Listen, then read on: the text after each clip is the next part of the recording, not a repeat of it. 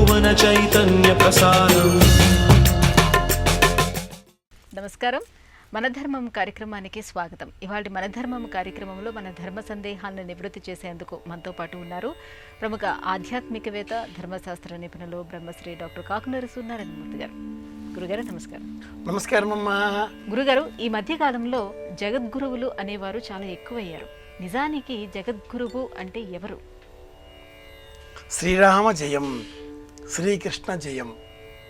కృష్ణం వందే జగద్గురుం. కృష్ణుడు మాత్రమే జగద్గురువు.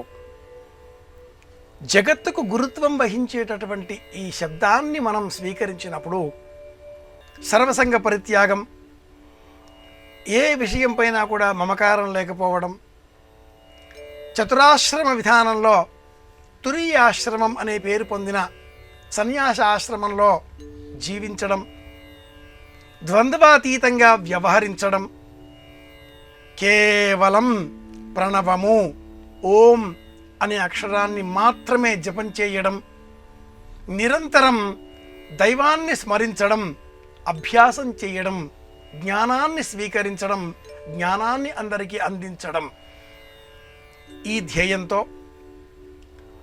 ఆదిగా ప్రప్రథమంగా మొదటిసారిగా చరిత్రకు సంబంధించినంత వరకు కృష్ణుడు తొలి జగద్గురువు. తదుపరి ఆదిశంకరుల వారు అద్వైత ధర్మాన్ని ప్రపంచమంతా కూడా చాటింపజేసే నిమిత్తమై 4 స్థానాలలో 4 పీఠాలను నిర్మించి ఆ 4 క్షేత్రాల ద్వారా 4 వేదాల ఆధారంతో ధర్మాన్ని అందరికీ బోధించే ప్రయత్నం చేశారు. కనుక ఆదిశంకరులు జగద్గురువులు. ఆ తదుపరి క్రమేణా ధర్మం పలు మార్గాలుగా వ్యవహరించడంతో అద్వైతంతో పాటుగా విశిష్టాద్వైతం రంగంలోనికి ప్రవేశించింది. అద్వైతమే కానీ విశిష్టాద్వైతం. మీరు వంట బాగా చేశారు, కానీ మూత ఇలా బోర్లా పెట్టకుండా తిరగలా పెడితే అన్నం బాగా అవుతుంది అనేటటువంటి చిన్న చిన్న సర్దుబాట్లతో ఒక ధర్మం చెప్పిన తర్వాత ఆ ధర్మానికి అలంకారాలు చేయడం లాగా అద్వైతమే విశిష్టాద్వైతం రామానుజాచార్యుల వారు. జీవుడు ఈశ్వరుడు కాకుండా ప్రకృతి కూడా ఒక ధర్మం అంటూ బోధించడంతో 74 మంది ప్రవర్తకుల ద్వారా, జీయర్ల ద్వారా దేశమంతా కూడా ధర్మాన్ని బోధించే ప్రయత్నం చేశారు. 1000 ఏళ్ల చరిత్ర గల విశిష్టాద్వైత ధర్మం కూడా అంగీకారప్రాయం, అంగీకార యోగ్యం. తదుపరి ఒక్క 20-30 సంవత్సరాల కాలంలోనే మరీ ప్రత్యేకంగా ద్వైత మార్గం మధ్వాచార్యుడు కానీ, ఆ మధ్యలో వీరశైవం కానీ, బసవేశ్వర సిద్ధాంతం కానీ, ఈ 4 ఒకదాని వెంట ఒకటి రావడంతో లోకంలో జగద్గురువులు అనగానే ధర్మాన్ని బోధించేవారు అనేటటువంటి నానుడి ఒక ప్రాచుర్యంలోనికి వచ్చేసింది. ఆదిశంకరుడు జగద్గురువులు.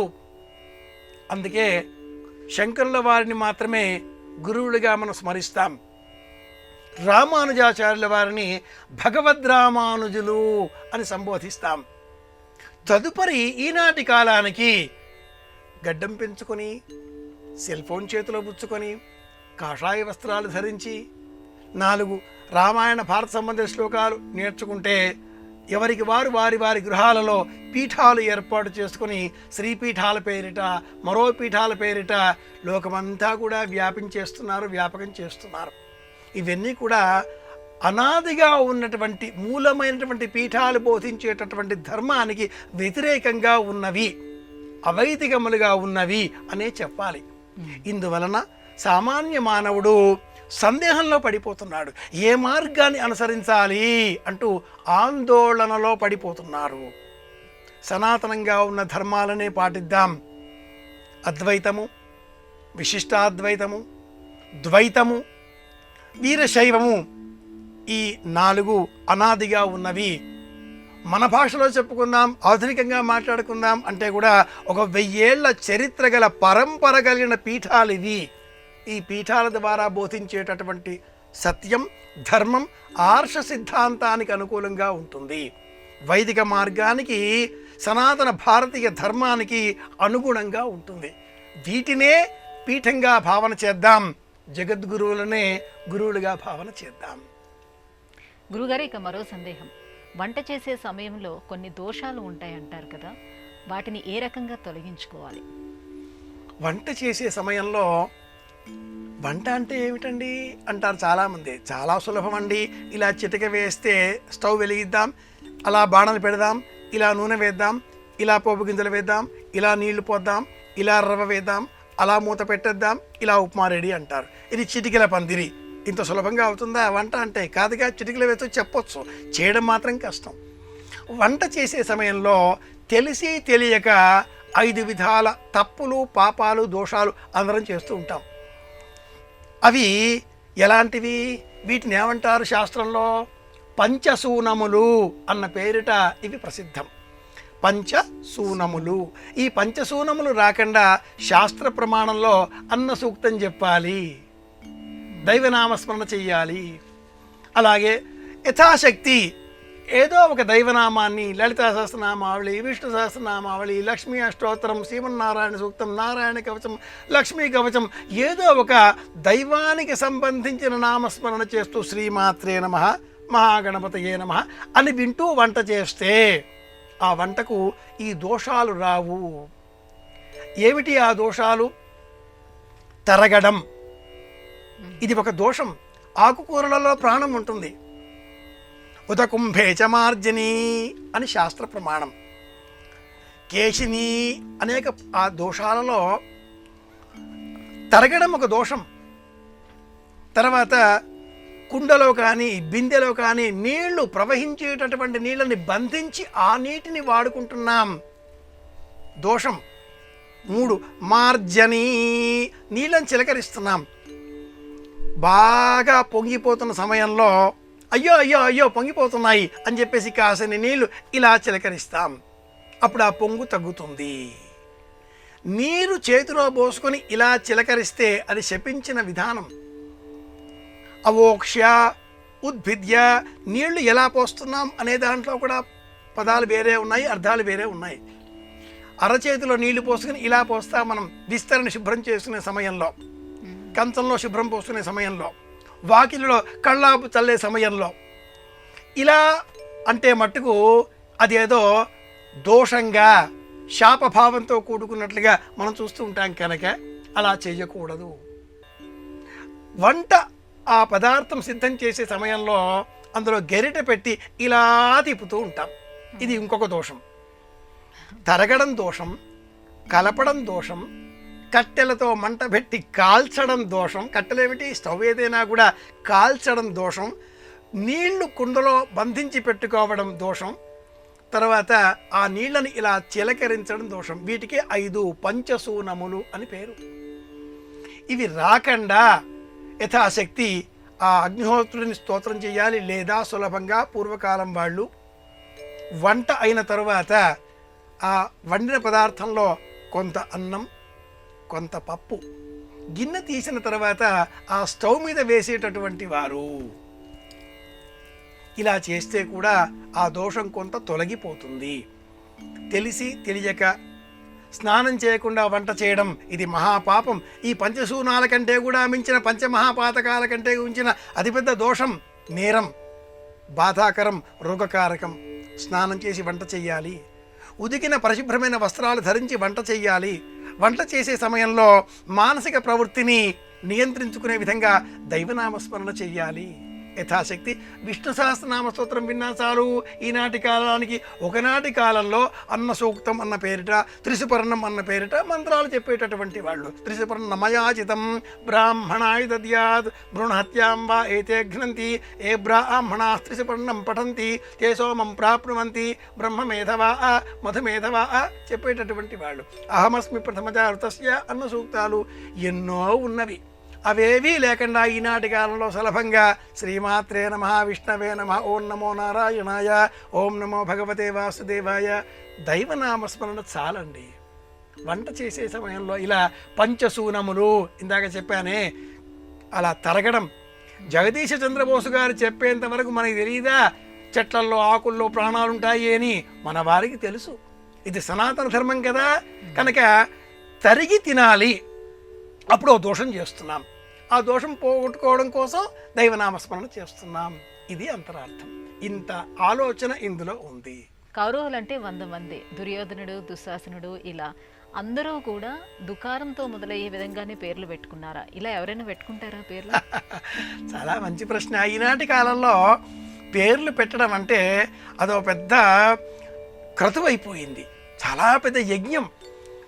అమ్మాయికి నెల తప్పినది మొదలుగా 3వ మాసం నుంచి 10వ మాసం వచ్చేంత వరకు 21వ రోజు బారసాల చేసేంత వరకు ఈ నామకరణం అనే వ్యవహారం ఆ రోజు ఆ క్షణం వరకు కూడా భీకర యుద్ధాలు కొనసాగుతూ ఉన్నాయి.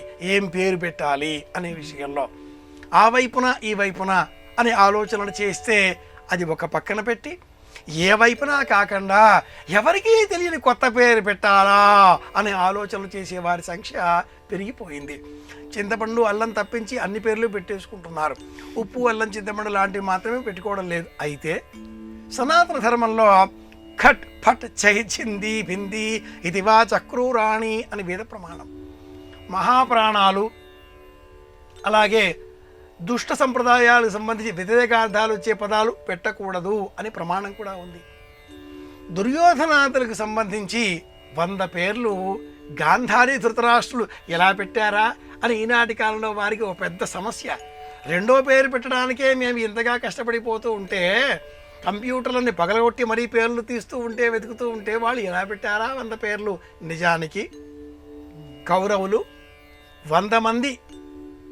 100 మందితో పాటుగా ఒక కుమార్తె. వీరు కాకుండా ధృతరాష్ట్రుడికి గాంధారితో కాకుండా మరి ఒక భార్య వలన మరి ఒక కుమారుడు కూడా ఉన్నాడు. వాడి పేరు యూత్సువు. ధృతరాష్ట్రునికి సంబంధించి గాంధారి సంతానంగా చెప్పబడ్డ ఈ 100 మందిలో 100 మందికి దు అనే అక్షరంతో పేరు లేదు. ఓ 15 మందికో 18 మంది మాత్రకో ఈ పేరుంది. ఇది కాకుండా ధర్మజుడు, కర్ణుడు, వికర్ణుడు, ఇంకా చాలా పేర్లు ఇతరములైనవి, సేనాతనుడు, సనాతనుడు లాంటి పేర్లు కూడా ఇందులో ఉన్నాయి. 100 పేర్లన్నీ కూడా దుర్యోధనుడు, దుశ్శాసనుడు, దుశ్శసేనుడు, దుర్వికర్ణుడు, దుర్విదగ్ధుడు ఇలాంటి పేర్లన్నీ ఒక 15 మాత్రమే ఉన్నాయి. మిగతా 85 పేర్లు కూడా వేరేవిగా ఉన్నవి అని మనం గమనించవచ్చు. లోకంలో పేరు పెట్టడం అంటే అంత సులభం కాదు తల్లి. వాట్స్ ఇన్ ఏ నేమ్ అని అన్నాడు ఒక ఇంగ్లీష్ కవి. కానీ ప్రతి విషయం కూడా పేరులోనే ఉన్నది, పేరులోనే పెన్నిధి. కనుక ఎలాంటి పేరు పెట్టాలి? దైవనామం. పూర్వీకులు మన ఇంటిలో ఎవరైతే పెద్దవారుగా ఉండి దాన ధర్మాది క్రియలు చేసి యజ్ఞయాగాది క్రియలు చేసి గొప్ప పేరు తెచ్చుకున్నారో అలాంటి వారి పేర్లు, మన ఇంటిలో ఉన్నటువంటి వారి పేర్లే మళ్ళీ మళ్ళీ పెట్టాలి అనేటటువంటి వారు. దుర్యోధనాదులలో 100 మందికి దు అనే అక్షరం ఆరంభంగా ఆ పేరు లేదు. లోకంలో కొన్ని పేర్లు ఇలా ప్రసిద్ధమైపోతాయి తల్లి. సూర్యకాంతం అన్న పేరు ఎవరైనా పెట్టుకుంటారా? పెట్టుకోరు కదా. ఒక కథ జ్ఞాపకం వస్తుంది. అలాగే కర్ణుడు, దుర్యోధనుడు ఈ పేర్లు కూడా లోకంలో అపకీర్తి పాలైనవి కనుక ఎవరూ పెట్టుకోకూడదు.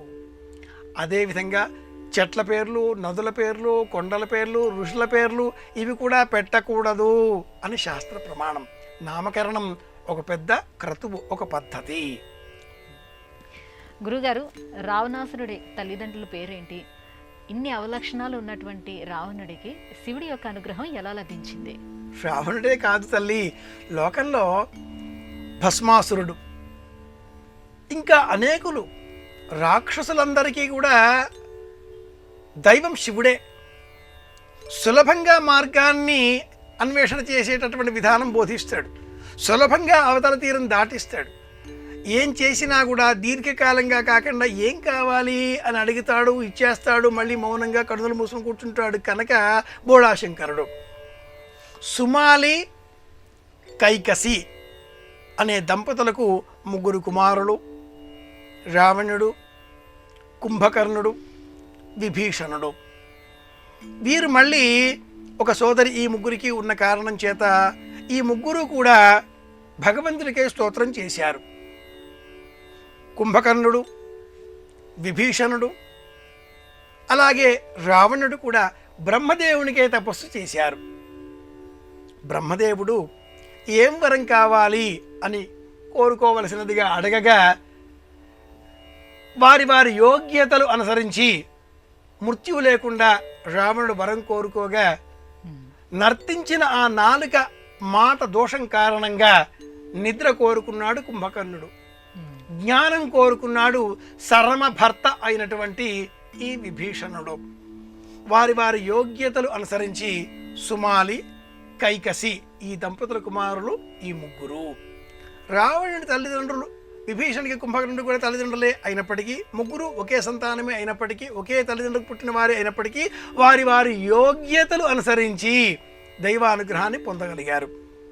శివుడు బోళాశంకరుడు సులభంగా మార్గం సాధించుకోవచ్చును. కైక శివారాధన నిరంతరం చేసేటటువంటి స్వభావం కలది కనుక ఆ కైకసి కోరిక మేరకు శివుడి ఆత్మలింగాన్ని తేవడం కోసం రావణుడు ప్రయత్నం చేయడం, ఆలోచన చేయడం, భస్మాన్ని ధరించడం, నమశివాయ పంచాక్షరి మంత్రాన్ని జపం చేయడం, మహాదేవదేవుడు అనే ఉద్దేశంతో జీవితాన్ని గడపడం. ఈ కారణం చేత మనం రావణుడికి సులభంగా శివానుగ్రహం లభించింది అని మనం ఒక అంచనాకు వచ్చేస్తున్నాం. రాక్షస జనులందరినీ కూడా గమనించినట్లయితే సులభ మార్గం అంటూ శివారాధన వీళ్ళంతా చేస్తారు. వాళ్ళు ఏ వరాలు కోరినా బ్రహ్మదేవుడు ఇచ్చేస్తాడు. లజకారకుడు కనుక శివుడు నిశ్శబ్దంగా ఉంటాడు. వృద్ధికారకుడు కనుక ఏదో ఒక విధంగా వీళ్ళు వృద్ధి పొందించడం చూడడం, ఆ తర్వాత లజకారకుడికి మార్గం చేయడం అనే ఉద్దేశ్యంతో శ్రీమన్నారాయణమూర్తి విష్ణువు అవతారాలు ధరించి ఆ రాక్షసులను అంతం చేయడం. హిరణ్యకశ్యపుడు కావచ్చు, హిరణ్యాక్షుడు కావచ్చు, భస్మాసుడు కావచ్చు, ఎవరిని చూసినా కూడా మోహిని అవతారం ద్వారా ఒకటి, మరొక అవతారం ద్వారా మరొకటి, అన్ని కథలు ఇదే అంశాన్ని చెబుతాయి. కనుక రాక్షసాదులందరికీ కూడా బోళాశంకరుడు శివుడు సులభంగా అనుగ్రహాన్ని అందిస్తున్నాడు. గురుగారికి మరో సందేహం. జ్యోతిష్యాన్ని ఒక ఉద్యోగంగా, ఒక ప్రధాన ఆదాయ వనరుగా మార్చుకోకూడదని చెప్తూ ఉంటారు, నిజమేనా? మరి ఈ కాలానికి అది వర్తిస్తుందా? మార్చుకోకూడదు. ఇది శాస్త్రం, పురాణ కథ కూడా ఒకటి ఉంది. పూర్వం దేవదేవుడైనటువంటి ఆ పరమేశ్వరుడు హిమాలయాల్లో ఉంటాడు. ఏమీ అక్కర్లేదని బ్రతుకుతాడు. ఏదో చర్మం కట్టుకుంటాడు. శరీరం అంతా కూడా విభూతి భస్మం అలదుకుంటాడు. కపాలంలో ఏదైనా లభిస్తే తింటాడు, లేకపోతే లేదు. శివుడికి నైవేద్యాలు లేవు. అలాంటి ఆ పరమేశ్వరుడు ఇల్లాలు అయినటువంటి దేవదేవతగా ఉండే జగత్ కళ్యాణకారిణి పార్వతీదేవి ఓ ఇల్లు కావాలి అని కోరుకుంది. మనకెందుకే ఇల్లు అన్నాడా మహాదేవుడు.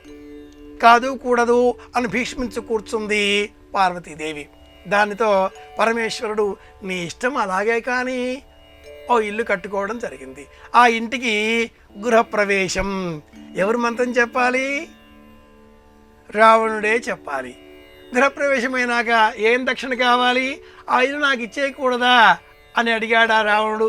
తీసుకుపోనాయన అన్నాడు పరమేశ్వరుడు. కనుక ఇలా గృహప్రవేశం, గృహారంభం, నిర్మాణం, ముహూర్తం, జ్యోతిషం, శాస్త్రం, బ్రహ్మమానస పుత్రుడిగా ఆ పరంపరలో పౌలస్తుని మనుమడిగా ఉన్నటువంటి ఆ రావణుడు జ్యోతిషంలో కూడా గొప్ప నిష్ణాతుడు, పాండిత్యం కలవాడు. జ్యోతిషాన్ని ఎవరూ కూడా విద్యగా నేర్చుకోవలసిందే కానీ ఉపాధిగా, ఉద్యోగంగా మార్చుకోకూడదు అని పార్వతీదేవి శపించింది. పార్వతి శాప కారణంగానే జ్యోతిషం ఉపాధి కాదు. జ్యోతిషం ద్వారా ఆర్థికంగా డబ్బు తీసుకున్నట్లయితే, ఆర్థిక వనరులు పెంచుకున్నట్లయితే కుటుంబానికి ఘాతం కలుగుతుంది, నష్టం వాటిల్లుతుంది, అనారోగ్యం సంభవిస్తుంది. కనుక ప్రాచీనులు ఏనాటి నుంచో జ్యోతిషం చెప్పే సమయంలో దక్షిణ తాంబూలాదులు స్వీకరించేటటువంటి వారు కారు. ఏదైనా ఉంటే ఆలయానికి సమర్పించండి అని చెప్పేటటువంటి వారే కానీ మాకివ్వండి అని స్వీకరించేటటువంటి వారు కాదు. జ్యోతిషం ఖగోళ విజ్ఞానం. అపారమైన ఈ విజ్ఞానాన్ని సముద్రుడు, ఆదిత్యుడు అంటే సూర్యుడు మనకు అందించి ఉన్నారు.